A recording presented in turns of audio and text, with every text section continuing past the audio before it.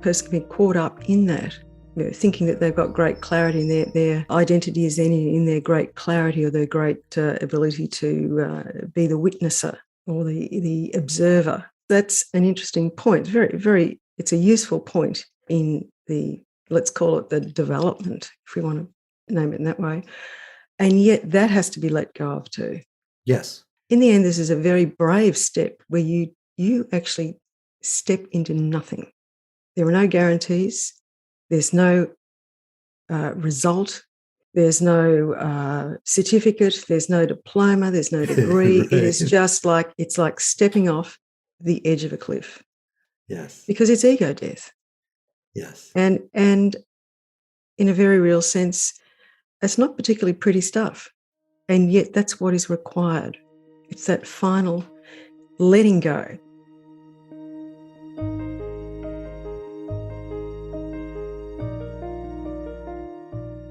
Welcome to Letting Go and the Greatest Secret, where we explore the end of your suffering and the beginning of lasting happiness. I'm Hale Dwoskin, and today we'll be interviewing Kalyani Lawry, who is featured along with me in Rhonda Byrne's book, The Greatest Secret. For the past 11 years, Kalyani Lawry has presented non-dual programs and retreats in Australia and Europe, as well as individual sessions in person and by Zoom. She is the author of Only That, and her most recent work was published in 2020 in the Dutch non-dual journal Inzicht. Kalyani lives in Melbourne, Australia, with her husband, Peter.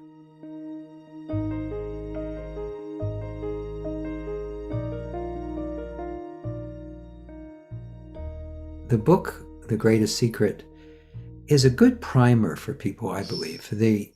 It's not the end game, but it's certainly a nice step for many people. And so I'd love to hear your take on the basic message of the book and anything else you want to share about that, and then we'll take it from there.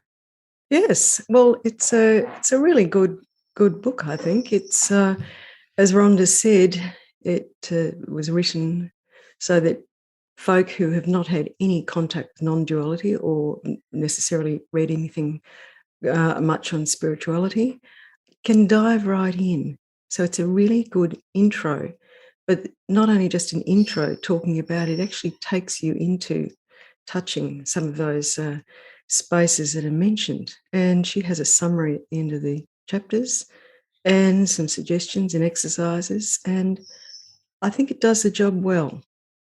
This is, as she said, it's written so that her mother and father can understand it. And I think that's a lovely way of working towards making it easy and open for everyone. And of course, those people who really are touched by it will then go on to explore this further. And I think she understands that, and that's in the writing. And she has lists of books and of people she suggests may be able to help in this manner. And I think the underlying message of it is this greatest secret. This secret, in essence, is in plain view. Yes. And all of the Very masters much so. all of the masters will tell you this. They'll say there's nothing to get, there's nothing to achieve, there's nothing that can be given to the aspirant. It simply is what is. It's already here. But of course, it's the habit of the thinking that madly goes into trying to get an endpoint, trying to become self-realized, trying to achieve the goal, that is the very thing that gets in the way of this seeing. So it's a kind of paradox. It takes considerable effort, and yet the efforting can be the very problem of that clear seeing. So yes, it often is, isn't it? It often is. People turn it into a goal, like a material goal for a person. And one of the things I like to remind my students is that realization or enlightenment or whatever you want to call it, most of the words are just too broad and too self-important almost. But recognizing the truth of who you are it's not for you, it's from you. Because if you're doing it as a person to get some end benefit, even if that end benefit is enlightenment, that very act is an obstacle. Wouldn't you agree? Absolutely. And this having an end point, realization, well, enlightenment, whatever we like to call it, Yes. is an object. So we've created another object. There's an entity, a seeming entity, who's wanting to achieve this particular state, and state is always future, of course. Yes. So there you've got, and then it binds even more in that whole duality. A me wanting to get to this in some future time. So the thing gets more and more complicated.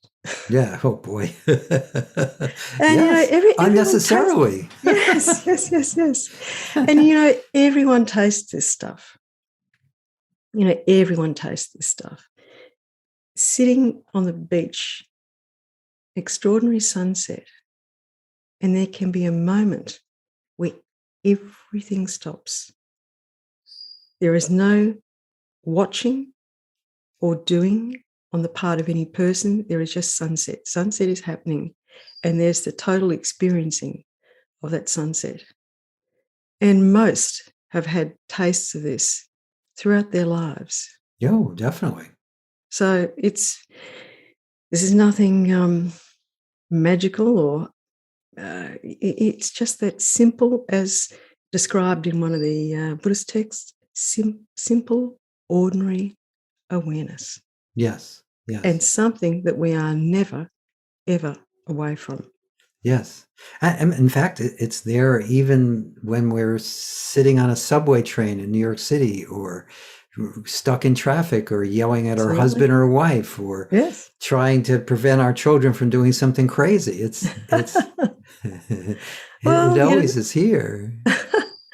Well, the Mahavakya, one of the great statements is, everything is that, or that thou art. And, basically everything is the thatness. Everything is awareness.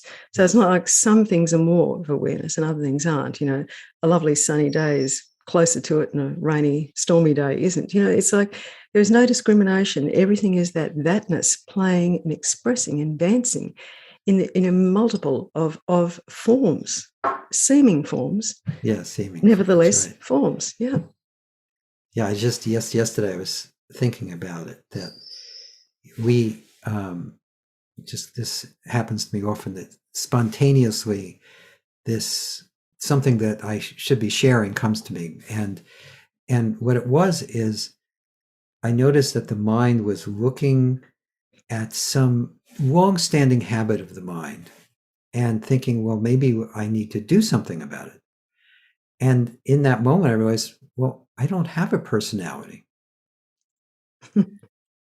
We think we need to fix ourselves, or improve ourselves, or make ourselves better in order to discover what's natural, and that very act is often the only distraction.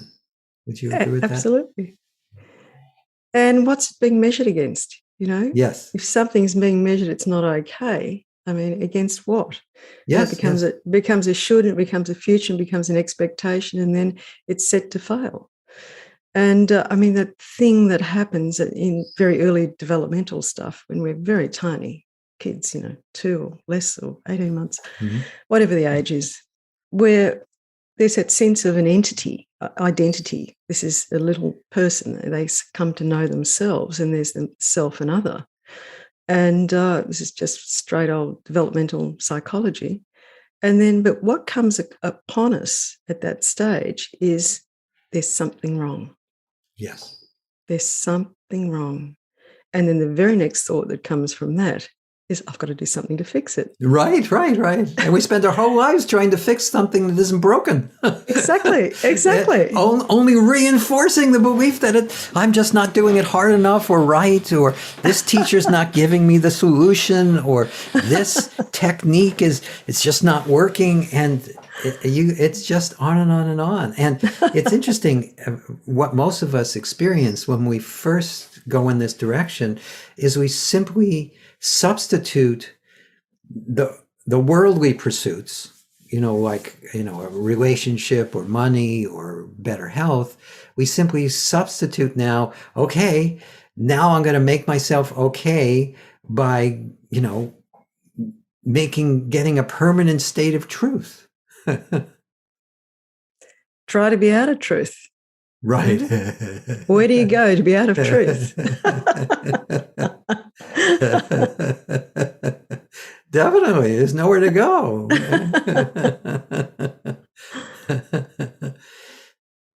So I know you work with people one-on-one and in small groups, and it's all probably on Zoom and Skype now, as opposed to in person. What are some of the places that people get a little stuck, besides the obvious one we're talking about? But there's these sub places that people get stuck, and how do you help them see through these illusions? Well, it's enormously varied, as you Totally, of yes. course you know. So every person, it's totally individual, totally individual. So it's tailoring specifically with whatever is getting in the way. And I mean, some of that can be old hurts and childhood material that just needs a little bit of housework doing to it. Mm-hmm. Other people have done years of developmental stuff, years of spiritual work, and are very, very seasoned in these areas. So pretty sharp, pretty there. Yes. Essentially, is that subtle seeing that any notion of being a doer or running the show is yet another fantasy. Yes, and that can important. be a kind of really subtle thing, because this seeming one that's running the show gets turned into a spiritual one or an enlightened one or whatever else it might be. So it shapeshifts over time. So it can be quite convincing. It can be a person can be caught up in that, thinking that they've got great clarity in their identity is in their great clarity or their great ability to be the witnesser, or the observer. And that's an interesting point. It's a useful point in the, let's call it the development, if we want to name it in that way. And yet that has to be let go of too. Yes. Definitely. In the end, this is a very, very brave step where you actually step into nothing. There are no guarantees. There's no result. There's no certificate. There's no diploma. There's no degree. Right. It is just it's like stepping off the edge of a cliff. Yes. Because it's ego death. Yes. And in a very real sense, it's not particularly pretty stuff. And yet that's what is required. It's that final letting go, that final step of. And so that is essentially the focus of the work that I would do with an individual. Well, that's great work. That varies. I mean, I've often thought, perhaps there's a sequence of things, but everyone is so different and different points of their journey. Some folk really need to steady their mind. They need to learn to meditate to actually understand what the issue is, because if there's no clarity about the terrain and the issues and the problems, then it's working blind as such. Yes. And other folks, the habit, the diligent habit of doing that is actually getting in the way. So it's a really mixed and very individual thing. So I don't have any series of progressions or teachings as such. And I'm working with individuals, and we work with my husband Peter and I work with groups. We do retreats, although with all the changes in the World Health, that's sort of on hold at the moment. Right. Yeah, no, we've migrated. I know exactly what you mean. We've migrated our retreats to Zoom because that's the only way to do it. But I have to, honestly, I actually really like that because I sit at my desk wearing sweatpants and a nice shirt. And I'm talking to people from all over the world, and the Yes. same beauty that happens when we meet in person happens because there's no person there's no person that needs to be met. That Yeah. what needs to be met in my experience is that which is beyond the person. Yeah. But I also agree that if it's a formula, if it's not created in the moment out of the need for whatever the person you're speaking to at the moment is presenting, then it's just a formula, and Yes. Yes. Yes. it could be just become part of the problem, don't you think? Oh, absolutely. Absolutely. Because, it's not one size fits all. Yes, Indeed. And to have something like that assumes something about an individual. yes, There's actually no seeing of that beautiful uh, individual with all their different characteristics and yes, and beauty. It's not honoring that and yes, working deeply with that, because yes, it's a beautiful energy. It's a beautiful flow, and working with someone is it's an honor. There's a sacred space that arises, and if you're presenting stuff as a formula, then there's no honoring, and there's no space for that to reveal itself. yes, yes. No, I totally understand what you're saying. It's interesting. I started teaching formulas because that's what I was given. The Sedona method is a series of formulas that seem to have universal applicability. But what's always happened is in the application of the formula keeps changing and adapting to who's ever needing the support in this moment. And Yeah. we what tends to happen is both the group and the individual keep meeting at a deeper and deeper and deeper level of just truth and relaxation and openness, and the limitations just melt away, and then the formula disappears too. Yeah, of course. It finds its way. Yes, yes, yes. Any formula is just an excuse to start a conversation and That's open. right. That's right. Well, I mean, language is a formula. Exactly. Exactly. Absolutely.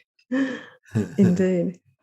So one of the things that I know you do with people is help them come back to, we often get lost in the thoughts, the feelings, the experiences of this moment. And one of the things I know you do is help people go back and investigate the source from which that's arising. Can you talk a little bit about that? Hmm. Yeah, well, essentially, there's a false premise, and that premise is there's separation, and there's an entity, a me notion, an I, whatever we want to Yes. call it, and everything's built from that. So it's like an inverted pyramid, and there's one assumption upon another assumption upon another assumption upon another assumption, and we all know what happens if we make a whole lot of false assumptions about something. We end up with something very topsy-turvy and something that's very far from the truth. So Definitely, yes. essentially, it's coming back to examining that basic premise. Yeah. And that premise is the root cause of all the issues. That Yes. notion of being an entity, a me, a separate person, who has volition and is running their show. Right. It's a great fantasy, but uh, if we could run the show, there'd never be any unhappiness, there'd never be bad weather, there'd never be this, there'd never be that. Control one thing, control the thoughts, control the thinking. You can do a lot of exercises, and there can be all sorts of things that can be done, but it's a fantasy. Yes. Yes. You say to somebody, hold your breath for a minute. I can't do it. And that's a really nice example of how it is with all of the other functioning that we think we're running. Yeah.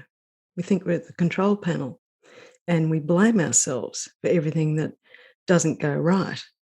And then we think we're fantastic if things go well. And it's like, it becomes a really precarious up and down roller coaster, and doesn't bode well for a smooth existence. No. That taking ownership at a deep level.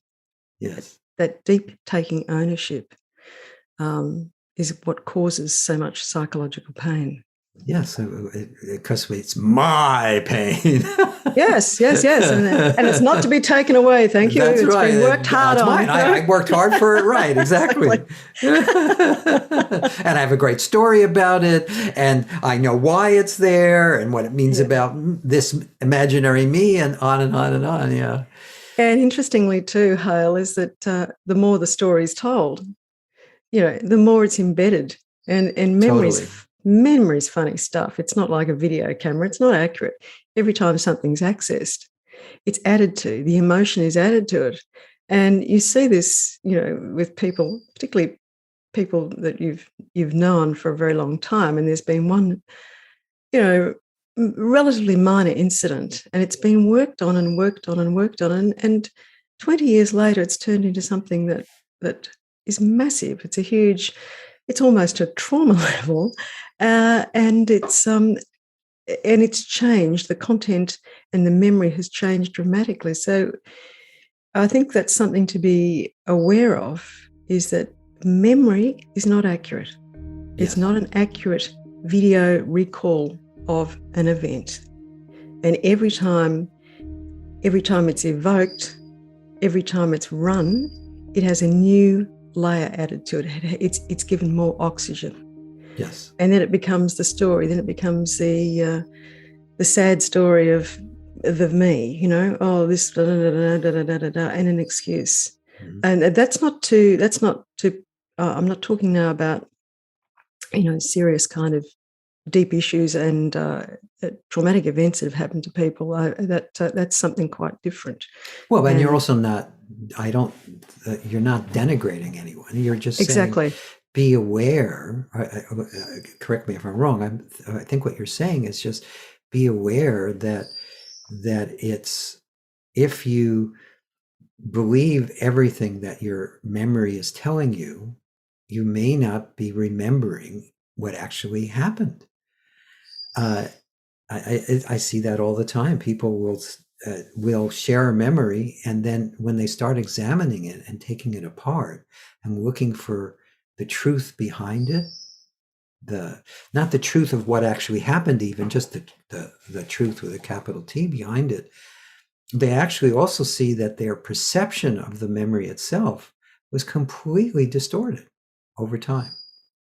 And again, it's that taking ownership, Hale, that thing of it becoming part of the identity. Yes. So the identity gets loaded down as I am this, and this is da-da-da-da, and this is part of my story. So the story and the bits that are cherry-picked to be part of that story, support the notion, support the identity. That gets kind of really interesting, and is all stuff that just needs to be let go of. And if of course, I'm not making light of terribly traumatic events, and that's deep work that probably needs to be addressed by very qualified people who work specifically in this kind of material. Yes. And it clears that, reduces that, heals that, and then the other work, this spiritual work, if you want to call it that. It's very hard to put labels on things. Yes, they're not exactly. Mm-hmm. Then that can begin, because it's not going to be loaded down by that deep past stuff, and totally. I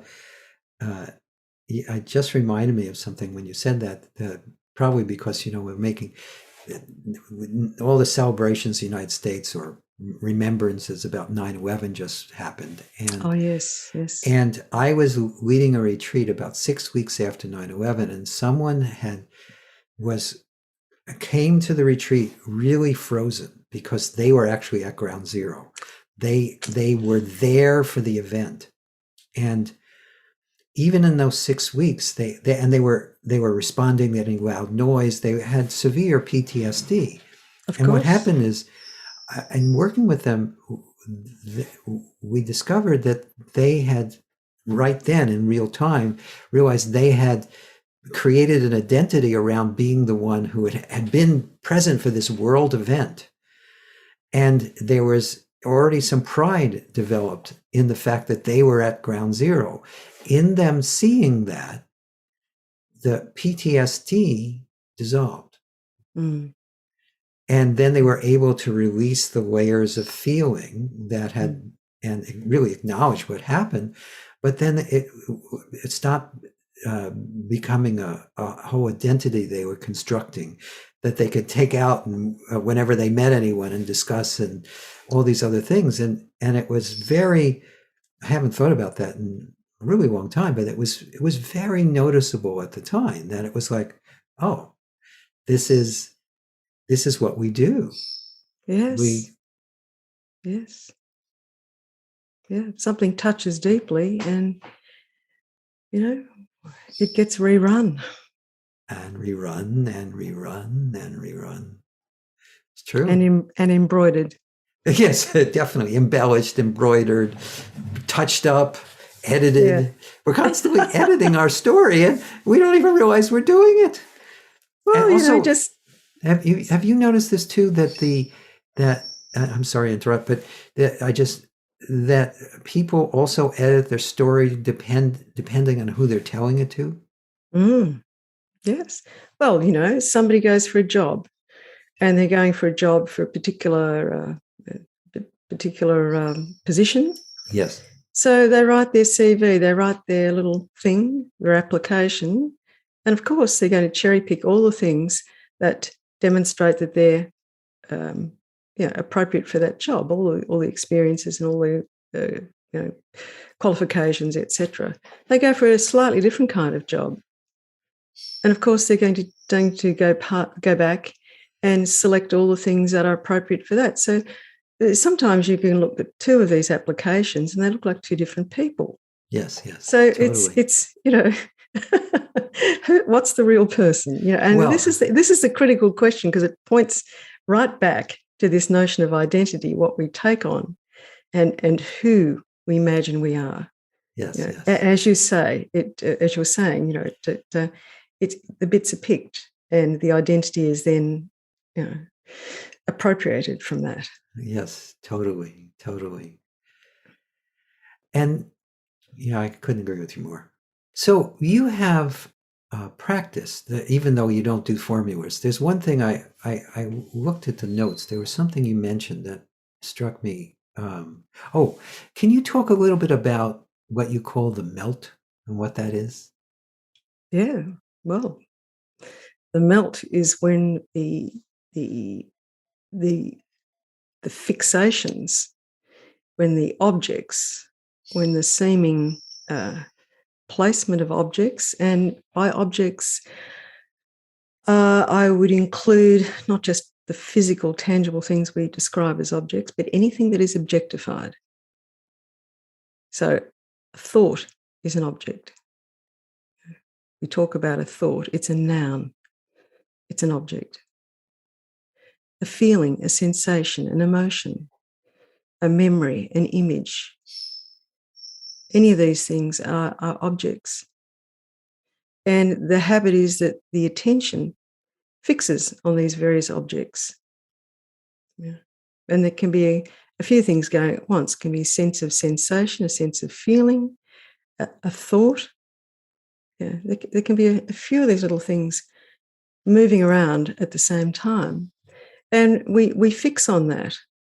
And they're in a approximate agreement.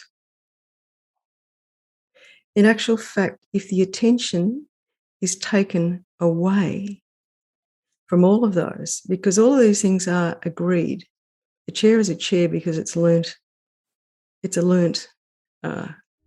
thing. Yeah. So somebody's never seen one, doesn't know what it is, and doesn't know what you do with it. right. Simple as that. So it's all learnt pattern stuff, deeply patterned, that we don't even recognize that anymore. Yes. So in letting those boundaries go, and one of the probably the most direct way is allowing them to rest into the space from which they arise, or rest into the background. The background is not, everywhere is background. Right here is background. Back there is background. Over there is background. Letting everything that is appearing, and that includes the internal dialogue, because often it's done with objects, seeming objects. Yes. We're letting everything, every sensation, letting it just relax back into the space from which it's arisen. So it's going back, it's like a little backwards thing. And you don't have to work too hard with this. This doesn't have to be a perfect exercise. Right. Letting it rest. And these things start to melt. And curiously, the boundaries start to get a little fuzzy. Yes. A little fuzzy. And things we were clear about don't have so much clarity. And these things will naturally melt back into the space from which they've arisen. Yes.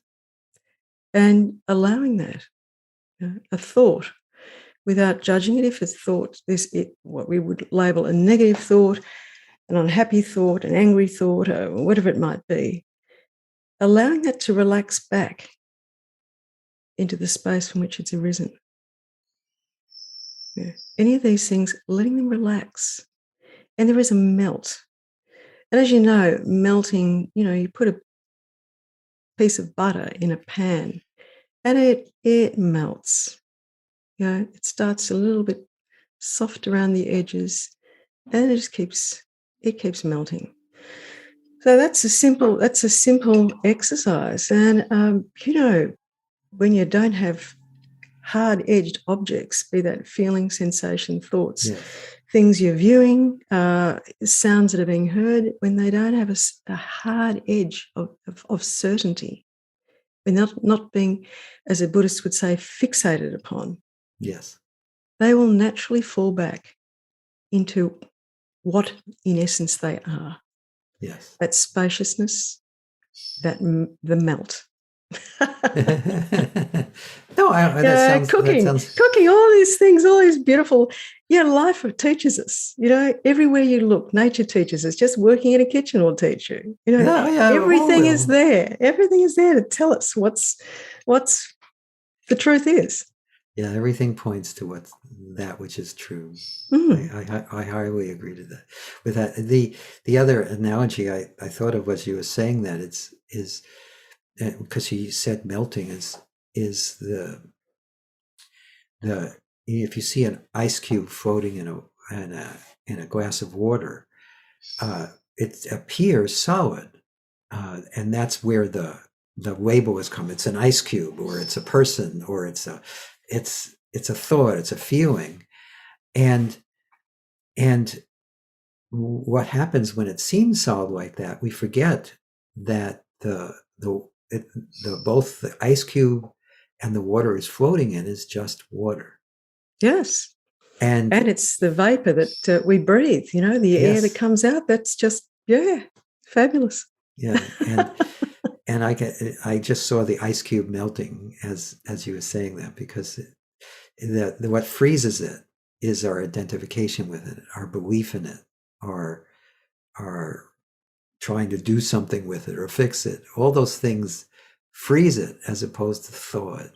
So again, I just thought of that now. I think it's but it really reinforces what you're talking about. Just let it melt. Absolutely. And absolutely. You also have an exercise called the 5 senses exercise. That seems similar, but it's different, isn't it? It's something else that, though, I like to give people things, even though I know it's not a formula, but people, if they're going to do it anyway, you might as well give them things to do that are going to help undo the mind's habit of looking in the wrong place for the answer. So anyway, tell us about a little bit about the 5 sense exercise. Yeah, well, I think it's very helpful to start to unpick stuff, to soften up the habits in the thinking. Yes. And so sometimes these two are probably the exercises I would use if I'm using something. Sure. And the melt, of course, is that relaxing back and letting everything flow into the background. Yes. Not background as over there, but flow into that essence, that spaciousness in which everything is arising. Yes. And it's interesting. The 5 senses wide open is a Buddhist exercise, and I probably have a slightly different take because everyone seems to do that's quite normal and natural. Yes, it's totally natural. Yes, and it's focuses on balancing the 5 senses equally wide open. Now the senses are always wide open. Yes. You can't close your eyes and you still see stuff underneath, light and what have you. Yes, you do. They're always wide open. And the important thing about this exercise is not focusing on the content of what those senses is taking in, but just the actual sensing of those senses. So the energy of in the seeing, the capacity to see, the seeing, not the focusing and looking at. Likewise with the hearing, and I'll go through this exercise. I just want to describe this first. Not listening to particular sounds, but the capacity of the hearing. And of course, things will draw attention. There'll be a sound and the attention gets drawn to that, or in the visual, there'll be something that triggers that. So it's not about getting this perfect and even, because in a sense, it's a little bit of a choreography. Things are always moving around. Suddenly the attention, there's a noticing the attention is in the seeing, or a noticing that the attention is in hearing, or you get the seeing and the hearing and the tasting all balanced, and the other two are kind of gone off somewhere else. That's absolutely fine. The focus is on a kind of a choreographing of bringing them in, a bit like herding sheep. There's always one that's going off, and you just bring it back. That's natural. That's normal. That's good. No problems. Yes. So people start by relaxing and then putting their attention in the seeing. That is the capacity to see, the sense of the seeing. And then equally putting the attention in the hearing and balancing the seeing and the hearing equally. So it's not objects, it's not particular sounds, even though the speaking now, of course, the attention is going to go to the words. Staying with that seeing and that hearing and balancing those two senses equally. And it'll move backwards and forwards, and that's what it does. That's quite natural. And as soon as there's a noticing that there's more attention in one than the other, you just gently bring it back. The next is the sense of feeling. Now, feeling is not just fingertips, it's body sensing, the sense of sitting on a chair, the temperature, the breathing, whatever it might be. So it's the sense of feeling, touch feeling, sensation. So now we balance that sense, the sense in the body of sensing the skin, with the seeing and the hearing. So holding those 3 senses wide open, equally, and balanced.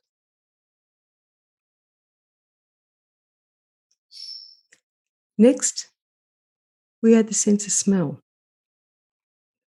Not a particular smell, but the capacity of that sense to smell. So we balance the seeing the hearing, the touching, and the smelling equally.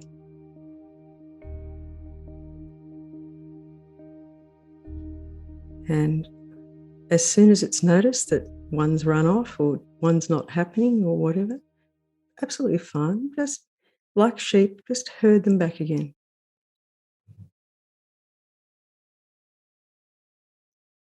And now we add taste, that sense of taste, the capacity to taste.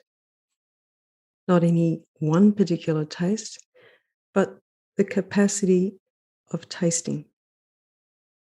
So we have the seeing, the hearing, the sense touching feeling, the smell, and the taste. Those 5 senses. So focusing on those 5 senses and balancing equally in those 5 senses. Now, like sheep, they'll always run off a little bit here and there. Just bring it, as soon as it's noticed, just bring it back. You can't fail. It's not like this can be done well or not well. And that's a beautiful exercise. I've gone through that very quickly. It's a beautiful exercise because what it does is it takes the attention out of this stuff, the thinking.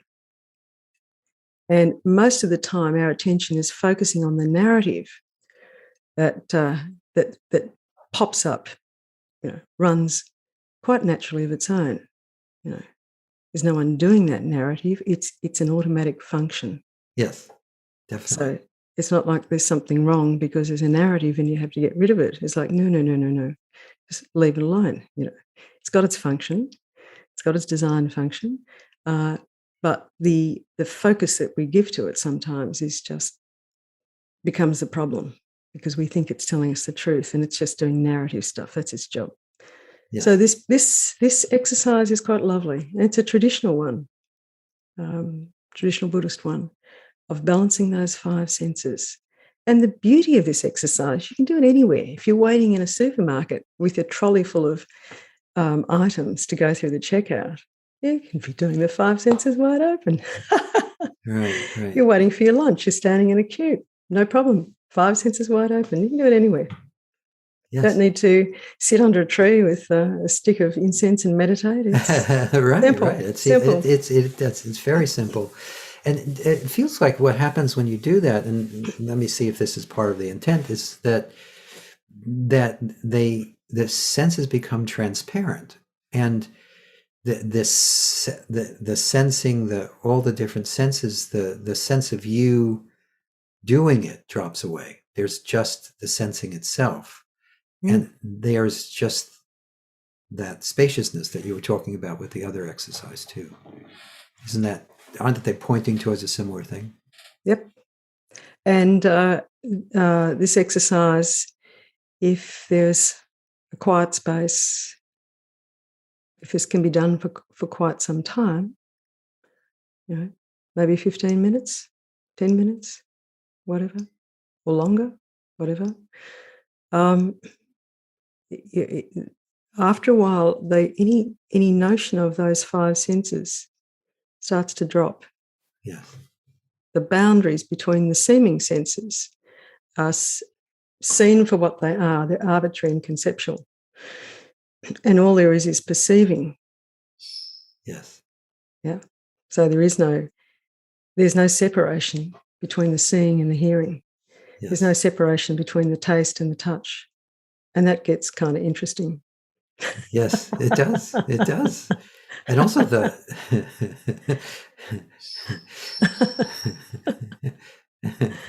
this is all quite interesting. It also seems to me what happens is the sense that there's a seer or a hearer or a taster or a toucher or a smeller, that also dissolves as they merge. Is that part of the intent? Yeah, absolutely. Yes, because that requires ownership. And when that narrative isn't doing its thing, then because an entity, a me notion, is simply another thought in that thinking stream. Yes. So without that, What's Right. there? Beauty. Stillness. What's there is what's always been there, that That's right. pristine Yes. awareness, that pristine consciousness, if you want to call it, that pristine energy, Yes. that spaciousness that's never been sullied, polluted, damaged in any way whatsoever. Absolutely. Absolutely. Beautiful. Thank you. Even though you went through it quickly, I think you did it just enough. I think people can get a sense of it, so they haven't yet explored this exercise. They could get a sense of how to do it. So I appreciate you taking enough time so we could all get a sense of it. So that's great. Thank you. So is there anything that you want to leave people with? Any thought, any perspective, anything? I mean, we've covered a lot. It's all been wonderful. But do you have any parting message? Probably a very simple message, and that is that a lot of the spiritual search comes about because of that sense of something wrong and that something needs to be attended to. So come back, and when there's a noticing of judgments, let them melt, let them dissolve, and honor yourself. Bow down to yourself. Trust yourself deeply, because you are thatness expressing and playing around as that seeming individual that you are. And it's as simple as that. When they say that thou art, they mean it. They don't mean, hey, with a bit of work, you'll get to it. No, it's a statement of fact of now. Absolutely now. Yes. Beautifully put. Beautifully put. Thank you. Thank you so much. Oh, thank you, Hale.